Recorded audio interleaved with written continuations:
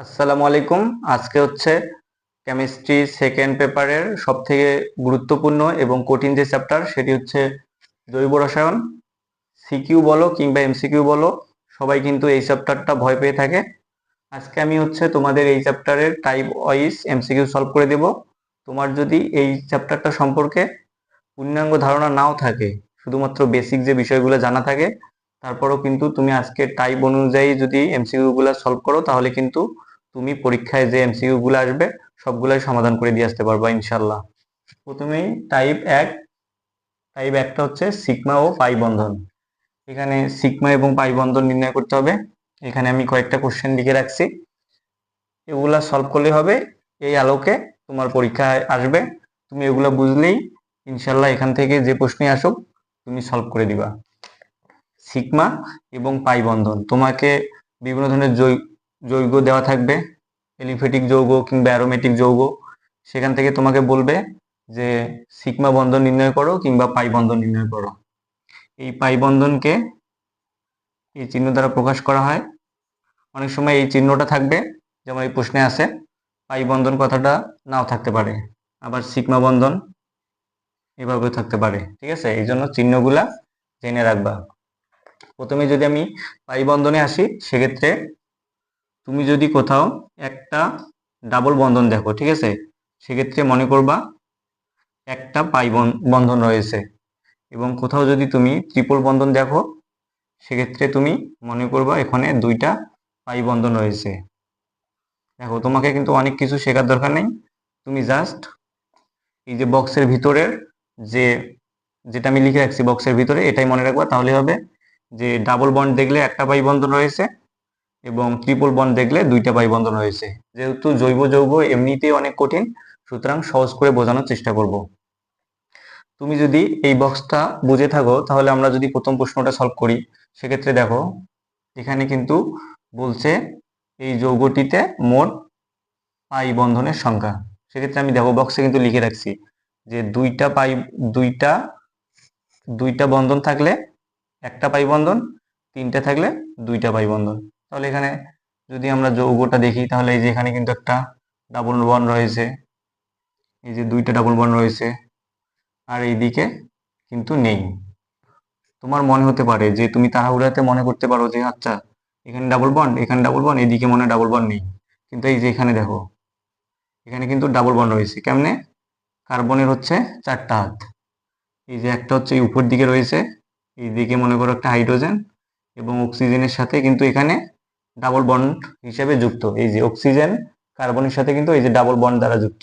এখানে double bond কিন্তু এভাবে দেওয়া না থাকতে পারে, এভাবে ডিরেক্ট থাকতে পারে। সেক্ষেত্রে এই যে এভাবে তোমাকে কিন্তু ভেঙে এমসিকিউ গুলো সলভ করতে হবে। তাহলে কয়টা হলো? একটা, দুইটা, তিনটা।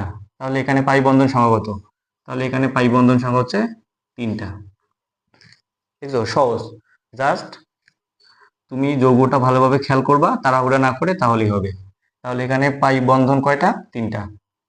এবার যদি আমি সিগমা বন্ধনের ক্ষেত্রে আসি, ঠিক আছে, সিগমা বন্ধনের ক্ষেত্রে আসি, সেক্ষেত্রে এখানে একটা আমি কথা লিখে রাখবো, এইটা তুমি জাস্ট নোট করে রাখো যে অ্যালিফেটিক অ্যালিফেটিক যৌগের ক্ষেত্রে যদি যৌগটা অ্যালিফেটিক হয়, ঠিক আছে, যৌগটা যদি অ্যালিফেটিক হয়, সেক্ষেত্রে সিগমা বন্ধন সমান সমান মোট পরমাণু সংখ্যা -1। জাস্ট এটা মনে রাখো যে অ্যালিফেটিক যৌগের ক্ষেত্রে সিগমা বন্ড সমান সমান মোট পরমাণু সংখ্যা -1। এবার যৌগটা যদি অ্যালিফেটিক না হয়ে অ্যারোমেটিক হয়, ঠিক আছে, অর্থাৎ যৌগটা যদি অ্যালিফেটিক না হয়ে অ্যারোমেটিক হয়, সেক্ষেত্রে অ্যারোমেটিক যৌগের ক্ষেত্রে সিগমা বন্ড সমান সমান, এবার আর -1 হবে না, এবার মোট পরমাণুর সংখ্যাই সিগমা বন্ডের সমান হবে। ঠিক আছে, জাস্ট এইটা নোট করে রাখো যে অ্যালিফেটিকের ক্ষেত্রে মোট পরমাণু সংখ্যা -1 আর অ্যারোমেটিকের ক্ষেত্রে মোট পরমাণুর সংখ্যা হবে সিগমা বন্ড। সেক্ষেত্রে এখন যদি আমরা সলভ করি, এগুলা নোট করে রাখবা তাহলে হবে। এখন যদি আমরা কোশ্চেনগুলো সলভ করি সেক্ষেত্রে এই 3 নম্বর প্রশ্নটা 1 নম্বর হয়ে গেল। এখন 3 নম্বর, এখানে বলছে যৌগে সিগমা এবং পাই বন্ধনের সংখ্যা কত। সিগমা বন্ধন যদি নির্ণয় করি, এই যৌগটা কি, এটা কিন্তু অ্যালিফেটিক যৌগ, ঠিক আছে। এই যে বেনজিন, এটা হচ্ছে অ্যারোমেটিক, আর এই যে যৌগটা রয়েছে এটা কিন্তু অ্যালিফেটিক যৌগ। এক্ষেত্রে সিগমা বন্ধনের সংখ্যা কি বলছিলাম, অ্যালিফেটিকের ক্ষেত্রে মোট পরমাণুর সংখ্যা -1। তাহলে এখানে মোট পরমাণু কয়টা, 1টা 2টা 3টা, এখানে কিন্তু 2টা হাইড্রোজেন রয়েছে। এই যে একটা কার্বন 2টা হাইড্রোজেন, তাহলে মোট কয়টা, 3টা 4টা 5টা 6টা 7টা 8টা 9 10 11। তাহলে মোট পরমাণুর সংখ্যা -1। তাহলে 10টা হচ্ছে সিগমা বন্ধন। পাই বন্ধন কয়টা, এই যে পাই বন্ধন নির্ণয়ের ক্ষেত্রে পাই বন্ধন নির্ণয়ের ক্ষেত্রে কি বলছি, 2টা বন্ধন থাকলে 1টা পাই, 3টা থাকলে 2টা পাই। তাহলে এই একটা, তাহলে হচ্ছে এখানে কয়টা বন্ধন, একটা দ্বিবন্ধন রয়েছে, তাহলে 1টা পাই, এখানে আর নাই। তাহলে এই যে আবার এখানে কার্বন হাইড্রোজেন এদিকে এটার সাথে যুক্ত, আবার এখানে ডাবল বন্ড দ্বারা অক্সিজেনের সাথে যুক্ত, তাহলে 2টা দ্বিবন্ধন হয়েছে। তাহলে কয়টা পাই, একটা থাকলে যদি একটা থাকলে যদি একটা পাই বন্ধন হয়, সেক্ষেত্রে 2টা থাকলে তার পাই বন্ধন হবে 2 পাই, ঠিক আছে। তাহলে এখানে সিগমা বন্ধন হচ্ছে, সিগমা বন্ধন সংখ্যা কয়টা, 10টা, আর পাই বন্ধনের সংখ্যা হচ্ছে 2টা। পাই বন্ধন 2টা, সিগমা বন্ধন 10টা। এই যে একটা দ্বিবন্ধন আর এখানে আছে একটা দ্বিবন্ধন, তাহলে 2টা তাহলে কয়টা, 2টা পাই বন্ধন। এবার যদি আমরা অ্যালিফেটিক গেল, এবার যদি আমরা অ্যারোমেটিকের ক্ষেত্রে আসি, বেনজিন কিন্তু অ্যারোমেটিক যৌগ। তাহলে বেনজিন আমরা জানি, বেনজিন কি, বেনজিন হচ্ছে C6H6। এই যে বেনজিন, এই যে এটা কিন্তু বেনজিন। বেনজিনের বন্ধন সমূহ হলো, বেনজিন হচ্ছে একটা অ্যারোমেটিক যৌগ। তাহলে অ্যারোমেটিকের ক্ষেত্রে মোট পরমাণুর সংখ্যাই হচ্ছে তার সিগমা বন্ধনের সংখ্যা। এখানে মোট পরমাণু কয়টা, C6H6, কার্বন 6টা হাইড্রোজেন 6টা, তাহলে মোট 12টা। এটা হচ্ছে সিগমা বন্ধন। পাই বন্ধন, এখানে একটা ডাবল বন্ড, এখানে একটা ডাবল বন্ড, এখানে একটা ডাবল বন্ড, তাহলে 3টা পাই বন্ধন। কয়টা পাই বন্ধন, 3টা পাই বন্ধন, ঠিক আছে। এবার যদি সর্বশেষ যে কোশ্চেনটা আছে, ন্যাপথালিনে পাই বন্ধনের সংখ্যা কত। ন্যাপথালিন কি যৌগ, ন্যাপথালিন কিন্তু অ্যারোমেটিক যৌগ। এগুলো কিন্তু মনে রাখা লাগবে, কোনটা অ্যালিফেটিক কোনটা অ্যারোমেটিক, এগুলো কিন্তু বোঝা লাগবে। ন্যাপথালিন, ন্যাপথালিন হচ্ছে এরকম, এগুলো একদম বেসিক। এই যে ন্যাপথালিন, ন্যাপথালিন হচ্ছে এই যে এরকম, এই যে এটা হচ্ছে ন্যাপথালিন।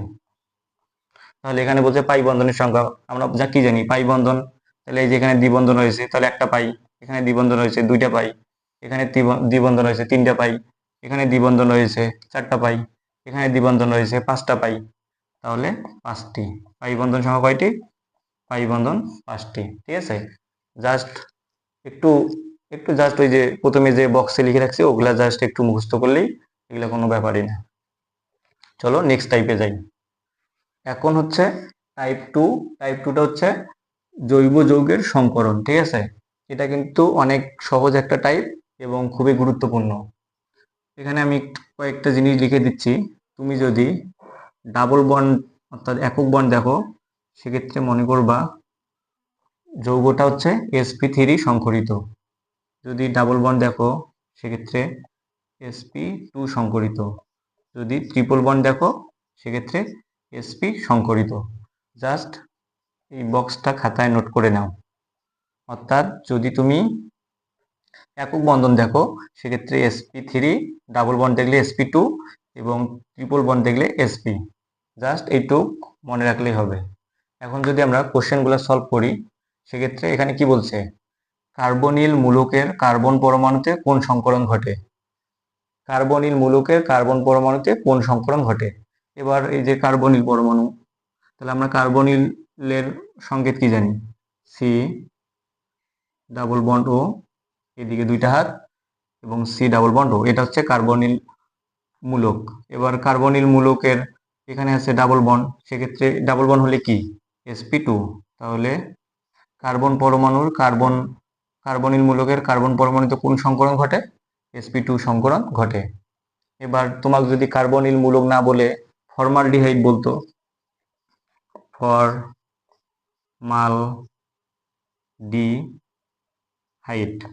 যদি বলতো ফর্মালডিহাইড মূলকে কোন সংকরণ ঘটে, আমরা ফর্মালডিহাইড মানে কি জানি, এই যে CH2O, তাহলে এটাকে যদি ভাঙি হাইড্রোজেন হাইড্রোজেন ডাবল বন্ড ও, ডাবল বন্ড রয়েছে সেক্ষেত্রে sp2, এই যে ডাবল বন্ড রয়েছে sp2। কার্বনিল মূলক, ফর্মালডি মূলক, এগুলো কিন্তু তোমাকে এই যে মূলকের এই যে কিভাবে প্রকাশ করে এটা কিন্তু তোমাকে মুখস্থ করা লাগবে, না হলে কিন্তু তুমি এগুলার অ্যান্সার করতে পারবা না। তুমি শর্টকাট জানো কিংবা বেসিকটা জানো, কিন্তু তোমার এই মূলকের কিভাবে এটাকে প্রকাশ করে এটা না জানলে তুমি কিন্তু জানা প্রশ্নটাও তখন অ্যান্সার করে দিয়ে আসতে পারবা না। এই জন্য তোমার বইয়ে দেওয়া রয়েছে কোনটাকে কিভাবে প্রকাশ করা হয় সেটা ওখান থেকে পড়ে নিবা। এবার যদি পরবর্তী প্রশ্নে যাই, সেক্ষেত্রে তারপরে কি বলছে, পরবর্তী প্রশ্নে বলছে CH3OH যৌগে অক্সিজেনের সংকরণ। এটাকে প্রথমে ভেঙে নেই, কার্বন একটা দুইটা তিনটা হাইড্রোজেন, কার্বনের কিন্তু চারটা হাত, এটা তোমরা জানো, এই যে অক্সিজেন, এই যে হাইড্রোজেন, এখানে সবগুলাই কিন্তু একক বন্ধন, সেক্ষেত্রে কি এখানে একক বন্ধন রয়েছে, এখানে কি ঘটে sp3 সংকরণ ঘটে। এই যে এটা দেখো ডাবল বন্ধন রয়েছে, দেখি অ্যান্সার sp2, ঠিক আছে। এই ধরনের জাস্ট বেসিকটা মনে রাখবা, আর এই যে মূলকগুলার কয়েকটা মূলক আসতে পারে, এই জন্য মূলকগুলার সংকেতগুলো একটু মুখস্থ করে রাখবা, তাহলে এই টাইপটা সমস্যা হবে না ইনশাল্লাহ। এখন হচ্ছে টাইপ 3 জ্যামিতিক সমাণু, এটা কিন্তু খুবই গুরুত্বপূর্ণ একটা এমসিকিউ, এটা একদম ইম্পর্টেন্ট, ঠিক আছে 100%, এটা কিন্তু 100% ইম্পর্টেন্ট একটা প্রশ্ন, খুবই গুরুত্বপূর্ণ, এটা ভালোভাবে বোঝার চেষ্টা করো। এই ধরনের প্রশ্নগুলোর ক্ষেত্রে বলবে এরকম যে জ্যামিতিক সমাণু কোন যৌগটি প্রদর্শন করে, অর্থাৎ চারটা প্রশ্ন দেওয়া থাকবে এবং তোমাকে কোশ্চেনে বলবে যে নিচের কোন যৌগটি জ্যামিতিক সমানুতা প্রদর্শন করে। সেক্ষেত্রে কার্বন কার্বন দ্বিবন্ধন, এই জ্যামিতিক সমানুতা সেই ধরনের যৌগগুলাই প্রকাশ করে যার মধ্যে অবশ্যই কিন্তু দ্বিবন্ধন মাস্ট থাকবেই, ঠিক আছে। একক বন্ধন কিংবা ট্রিপল বন্ধন থাকলে কিন্তু হবে না, জ্যামিতিক সমানুতার ক্ষেত্রে অবশ্যই দ্বিবন্ধন থাকতেই হবে, এই যে দ্বিবন্ধন, এই দ্বিবন্ধন থাকতেই হবে, A B C D। আবার carbon carbon A B C A B, প্রথমে দেখো এ বি, আবার carbon carbon দ্বিবন্ধন A B B A, ঠিক আছে। তিনটা ফরম্যাট এখানে আমি লিখে রাখছি। এই জ্যামিতিক সমানুতার ক্ষেত্রে কিন্তু আবার বলতেছি এই দ্বিবন্ধন অবশ্যই থাকতেই হবে। এখানে দেখো জ্যামিতিক সমানুতা সেই ধরনের যৌগগুলোই প্রকাশ করে যাদের এই দ্বিবন্ধনের সাথে যে কার্বন রয়েছে সেই কার্বনের এই যে এই পাশের যে যৌগ কার্বনের সাথে যুক্ত থাকবে সেগুলো কিন্তু কখনোই সমান হওয়া যাবে না, অর্থাৎ এই কার্বনের সাথে এ এবং বি যুক্ত, এই এ আর বি কখনোই কিন্তু A not is equal to B, ঠিক আছে। জাস্ট এটা মনে রাখবা যে দ্বিবন্ধনের সাথে যে কার্বন রয়েছে সেই কার্বনের সাথে যে যৌগগুলো যুক্ত সেগুলো কখনোই সমান হবে না, ঠিক আছে। এখানেও কিন্তু এ বি সমান না, এখানেও কিন্তু এ বি সমান না, এই যে এদিকেও এবি রয়েছে, এদিকেও এবি রয়েছে, এদিকেও এবি রয়েছে, সমস্যা নেই। জাস্ট তুমি দ্বিবন্ধনের সাথে যে কার্বনটা থাকবে তার সাথে যে যৌগগুলো যুক্ত থাকবে সেগুলো সমান হওয়া যাবে না, এই যে এ আর বি কিন্তু সমান না, আবার এইখানেও এ আর বি কিন্তু সমান না, এদিকে সমান হলে সমস্যা নাই, এদিকে সমান হলেও সমস্যা নাই, আবার চারটা যৌগ এক হলেও সমান নাই, সমস্যা নাই, কিন্তু তোমার এই যে এইদিকে কার্বনের সাথে যেটা যুক্ত থাকবে সেটা কখনোই সমান হওয়া যাবে না, অর্থাৎ A not is equal to B. যদি তোমার এই যে এই জ্যামিতিক সমানুতার যদি তুমি আর একটু গভীরে যাও তাহলে এই দেখো এ আর বি এদিকে কিন্তু সমান, তাহলে এটা কিন্তু সিস সিস সমাণু, এটা জ্যামিতিক সমাণুর এগুলো প্রকারভেদ, এতটুকু না জানলেও সমস্যা নাই। কিন্তু তোমাকে মেন যেটা জানতে হবে সেটা হচ্ছে এই যে দ্বিবন্ধনের সাথে যে কার্বন যুক্ত, সেখানে যে দুইটা তোমার যৌগ যুক্ত থাকবে সেটা কখনোই সমান হওয়া যাবে না। এইদিকেও সমান হওয়া যাবে না। এই দেখো এইদিকে কার্বন, এদিকে এদিকে আছে সমস্যা নাই, কিন্তু এই যে কার্বনের সাথে যে যৌগগুলো যুক্ত থাকবে সেগুলো কখনোই সমান হওয়া যাবে না। এ আর বি নট ইজ ইকুয়াল, সমান নয়। যখন আমি কোশ্চেনগুলো সলভ করবো তখন আরো ভালো করে বুঝবা। যদি এই যে বি আর বি এইদিকে সমান, সেক্ষেত্রে সি সমানও, আবার এই যে এইদিকে কিন্তু বি আর বি সমান, এটা হচ্ছে ট্রান্স সমানু। এবার যদি আমরা কোশ্চেন সলভ করি সেক্ষেত্রে আরো ভালো বুঝবা। এই যে বলছে জ্যামিতিক সমাণু প্রদর্শন করে কোন যৌগটি, ডি নাম্বার এই যে একক বন্ধন রয়েছে, তাহলে এটা কিন্তু প্রথমেই ক্রস। আমি কি বলছিলাম যে জ্যামিতিক সমাণুতে কখনোই একক বন্ধন থাকবে না। তারপরে এই যে সি নাম্বারটা, কার্বনের সাথে কিন্তু হাইড্রোজেন হাইড্রোজেন সেম সেম যৌগ, এখানে হাইড্রোজেন এখানে হাইড্রোজেন। আমি কি বলছিলাম A not is equal to B, কার্বনের দ্বিবন্ধনের সাথে যে কার্বন, সেখানের দুইটা যৌগ সেম হওয়া যাবে না। এখানে কিন্তু সেম ক্রস, এখানে ওই যে দ্বিবন্ধন আছে কার্বনের সাথে দুইটা হাইড্রোজেন, অর্থাৎ কার্বনের সাথে এই যে সেম, সুতরাং এটাও ক্রস। তাহলে এটা তো অবশ্যই হবে, কিন্তু তারপর আমরা দেখি এই যে এবার এই যে কার্বনের সাথে ক্লোরিন যুক্ত, হাইড্রোজেন যুক্ত, আবার এদিকের কার্বনের সাথে হাইড্রোজেন যুক্ত ক্লোরিন যুক্ত, হাইড্রোজেন যুক্ত ক্লোরিন যুক্ত, হাইড্রোজেন যুক্ত ক্লোরিন যুক্ত, সেক্ষেত্রে কিন্তু এটা জ্যামিতিক সমানুতা প্রদর্শন করবে। এইদিকে এদিকে এদিকে এদিকে সমান, কিংবা এদিকে এদিকে সমান, এটা সমস্যা নাই, জাস্ট দ্বিবন্ধনের কার্বনের সাথে যেন সমান না হয়। এখানে কি সমান, এখানে হাইড্রোজেন আছে এখানে ক্লোরিন আছে, এখানে ক্লোরিন আছে এখানে হাইড্রোজেন রয়েছে, এইদিকের হাতে কিন্তু সমান নেই, সুতরাং এটাই হচ্ছে অ্যান্সার। জাস্ট আরেকবার আমি বলতেছি, এটা কিন্তু খুবই গুরুত্বপূর্ণ একটা এমসিকিউ, আমি আরেকবার বোঝাচ্ছি। কার্বন দ্বিবন্ধন, কার্বন থাকবে অবশ্যই, দ্বিবন্ধন মাস্ট। এই যে জাস্ট কার্বনের এই দিকের হাতের এইদিকে যে যৌগগুলা থাকবে, অর্থাৎ কার্বনের এদিকে যে যৌগগুলা থাকবে সেগুলো কখনোই সমান হবে না, এদিকে যে যৌগগুলা থাকবে সেগুলো সমান হবে না। বাকি যাই সমান হোক না কেন, তুমি জাস্ট এটা দেখবা যে কার্বনের এই যে কার্বন, এই যে এটা দেখো, এই যে কার্বন, এটা কিন্তু সমান, সুতরাং এটা জ্যামিতিক সমানুতা না। তাহলে জ্যামিতিক সমানুতা কোনটা? জ্যামিতিক সমানুতা মনে করো এই যে এরকম করে, সাপোজ উদাহরণ সিএল আছে, এখানে দ্বিবন্ধন আছে, এখানে এইচ আছে সিএল আছে, তাহলে এই যে কার্বনের সাথে দাঁড়ান, এই যে কার্বনের সাথে কিন্তু হাইড্রোজেন যুক্ত ক্লোরিন যুক্ত, আবার এখানে হাইড্রোজেন যুক্ত ক্লোরিন যুক্ত, এই দুইটা কিন্তু সমান নয়। ঠিক আছে, এই যে এই দুইটা কিন্তু সমান নয়। কার্বনের দ্বিবন্ধনের সাথে যে কার্বন যুক্ত, তার সাথে এই দুইটা কিন্তু যে দুইটা যৌগ আছে দুইটাই, যে দুইটা যৌগ আছে দুইটাই কিন্তু ভিন্ন, সুতরাং এটি হচ্ছে জ্যামিতিক সমানুতার সত্য, এবং এটি জ্যামিতিক সমানুতা প্রদর্শন করে। জাস্ট একটু বুঝে বুঝে করলেই হবে, এবং না বুঝলে আবার একটু দেখলেই ইনশাল্লাহ, এটা গুরুত্বপূর্ণ যেহেতু এমসিকিউ, এটা ভালোভাবে অবশ্যই দেখা লাগবে এবং শেখা লাগবে। এরপরে হচ্ছে টাইপ নাম্বার 4। টাইপ 4টা হচ্ছে আলোক সমাণু। কোশ্চেনে বলছে কোন যৌগটি অপটিক্যাল আইসোমারিজম দেখায়। তোমাদের কিন্তু মনে রাখতে হবে যে এই আলোক সমাণুর ইংরেজি যে ওয়ার্ড সেটা হচ্ছে অপটিক্যাল আইসোমারিজম। এই অপটিক্যাল আইসোমারিজম মানে কিন্তু আলোক সমাণু। কোশ্চেনে কিন্তু ইংলিশ টার্মগুলো থাকতে পারে, তাই এটা মনে রাখা লাগবে। বিশেষ করে এই আলোক সমাণুর ক্ষেত্রে অনেক সময় আলোক সমাণু না বলে কোন যৌগটি, এই যে ইংলিশ টার্মটা থাকে যে অপটিক্যাল আইসোমারিজম দেখায়, দেখা যায় যে সবাই আলোক সমাণুর সত্য জানে, কিন্তু ইংলিশ টার্মটা না জানার কারণে কিন্তু অ্যান্সার করে দিয়ে আসতে পারে না। এজন্য ইংলিশ টার্মটা মনে রাখা লাগবে যে আলোক সমাণুর ইংলিশ হচ্ছে অপটিক্যাল আইসোমারিজম। আলোক সমাণু কারা দেখাবে? জাস্ট সহজ, আলোক সমাণু তারাই দেখাবে যাদের মধ্যে কাইরাল কার্বন থাকবে। ঠিক আছে, যে যৌগের মধ্যে কাইরাল কার্বন থাকবে, যে যৌগের মধ্যে কাইরাল কার্বন থাকবে সেটাই আলোক সমানুতা কিংবা অপটিক্যাল আইসোমারিজম দেখাবে। তাহলে কাইরাল কার্বন কি? কাইরাল কার্বনকে কিন্তু এভাবে প্রকাশ করা হয়, কার্বনের চারটা হাতে চারটা ভিন্ন মূলক থাকবে, অর্থাৎ A not is equal to B, not is equal to C, not is equal to D. কাইডিয়াল কার্বন কি? কাইডিয়াল কার্বন হচ্ছে কার্বনের চারটা হাতে চারটা ভিন্ন মূলক থাকবে, সেটাই হচ্ছে কাইডিয়াল কার্বন। যে যৌগে কাইডিয়াল কার্বন থাকবে সেটাই অপটিক্যাল আইসোমারিজম কিংবা আলোক সমানুতা দেখাবে।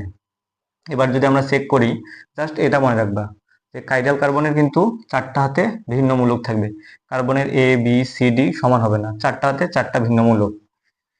এবার যদি আমরা কোশ্চেন সলভ করি তাহলে আরো ক্লিয়ার হবে কোনটি অপটিক্যাল আইসোমারিজম দেখায়। প্রথমেই এই দেখো, এখানে কার্বনের ক্ষেত্রে কিন্তু এই যে কার্বনের ক্ষেত্রে কিন্তু দুইটা হাইড্রোজেন রয়েছে, কার্বন আবার এই যে দুইটা। তাহলে আমরা কি কি জানি? কাইডিয়াল কার্বনে কিন্তু চারটা ভিন্ন মূলক থাকবে, অর্থাৎ কার্বনের চারটা হাতে সেম মূলক থাকবে না। তাহলে এই যে NH2COH, এই দুইটা ভিন্ন, কিন্তু এখানে কিন্তু এই যে হাইড্রোজেন এবং হাইড্রোজেন কিন্তু সেম, তাহলে এটা কাইডিয়াল কার্বন না। তাহলে কাইডিয়াল কার্বন যেহেতু না, এটা ক্রস। এটার ক্ষেত্রে দেখি এই যে কার্বনের CH3 কয়টা আছে? এই যে দুইটা আছে, তাহলে এই যে দুইটা, আর চেক করার দরকার নেই। কার্বনের চারটা হাতের এই যে দুইটা হাত কিন্তু সেম, সুতরাং এটাও কাইডিয়াল কার্বন না, এটাও ক্রস। এটার ক্ষেত্রে দেখো এভাবে হিসাব করবা, এমসিকিউ এর ক্ষেত্রে কিন্তু এভাবে অত করার সময় পাবা না। এই যে কার্বন রয়েছে, এখানে একটা মূলক, এখানে একটা মূলক, ঠিক আছে? এই যে এখানে একটা হাইড্রোজেন কিন্তু দুইটা আছে, সুতরাং এটাও কাইডিয়াল কার্বন না, কারণ আমরা জানি ভিন্ন থাকা লাগবে। তাই এই যৌগের ক্ষেত্রে দেখো এই যে কার্বনের এখানে এই যে CH3 মূলক যুক্ত, এই যে এই কার্বনের ক্ষেত্রে এই যে CH3 মূলক যুক্ত, হাইড্রোজেন যুক্ত, NH2 যুক্ত, COH যুক্ত, কোনোটাই কিন্তু সেম নাই। হাইড্রোজেন আলাদা একটা, CH3 এটাও আলাদা, NH2 এটাও আলাদা, COH এটাও আলাদা, অর্থাৎ এই দেখো CH3 যুক্ত, এরপরে এই কার্বনের সাথে হাইড্রোজেন যুক্ত, এই কার্বনের সাথে NH2 যুক্ত, আবার COH যুক্ত, সুতরাং এটা কাইডিয়াল কার্বন এবং এটি হচ্ছে রাইট। কোনটি অপটিক্যাল আইসোমারিজম দেখাবে? এই যে ডি নাম্বারটা, এই যৌগটা অপটিক্যাল আইসোমারিজম দেখাবে। তোমরা জাস্ট এটা টাইপ অনুসারে করবা, এবং এগুলো শেখার জন্য কিন্তু অবশ্যই ন্যূনতম বেসিকটুকু লাগবে জৈব যৌগের উপর, না হলে কিন্তু বুঝতে পারবা না। যাদের হালকা বেসিকও আছে তারাও যদি এগুলো দেখে ইনশাল্লাহ তারপরও সলভ করে দিয়ে আসতে পারবে, কিন্তু তোমাদের বেসিক থাকা লাগবে অবশ্যই এই জৈব যৌগের উপর, তাহলেই সলভ করবা। যতই শর্টকাট দেখাই না কেন, তোমাকে কিন্তু জৈব যৌগের বেসিকটা অবশ্যই শেখা লাগবে।